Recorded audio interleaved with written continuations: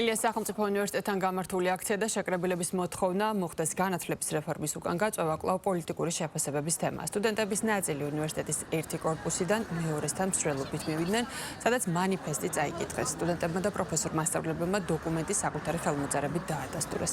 მომდევნო აქცია 9 მარტს არის დაანონსებული, სადაც ილია უნის სტუდენტები სხვა უნივერსიტეტების სტუდენტებსაც ელოდებიან.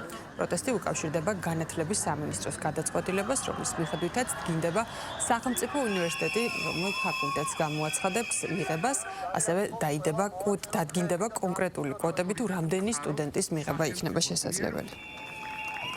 ის რომ დღესდღეობით სტუდენტები აპროტესტებენ ამ რეფორმას, ეს რა თქმა უნდა სწორია და ყველა პლატფორმა, ყველა შესაძლებლობა უნდა გამოიყენონ იმ ადამიანებმა, რომლებზეც ხორციელდება ეს რეფორმა, რომ გააპროტესტონ, რა თქმა უნდა, მშვიდობიანი ფორმით, რა თქმა უნდა, კონსტიტუციური ფორმით, ყველანაირი საშუალებით უნდა მოხდეს იმის ხაზგასმა, რას უკეთებს ოცნება დღესდღეობით განათლების სისტემას, იმიტომ რომ ეს არის განათლების სისტემასთან გამოცხადებული ომი და ეს არის სისტემის გრევა, რომელიც იქნება უმძიმესი შედეგების მომტანი და ამ შალლაქას ოცნება ვერასოდეს ვერ ჩამოირეცხავს. როდესაც სტუდენტი სწავლობს და მას ეუბნებიან, რომ ის დაამთავრებს იმ ფაკულტეტს, სადაც ჩააბარა და ჩვეულებრივ აიღებს იმ დიპლომს, რაც უნდოდა და შემდგომ გააგრძელებს ცხოვრებას, მე არ მგონია, რომ აქ რაიმე პრობლემას წარმოადგენდეს მით უმეტეს სწავლასთან დაკავშირებით ეს გადაწყვეტილება. ასე რომ სტუდენტს აქციებზე კი არ უნდადეს სიარული, არამედ უნდადეს სწავლა.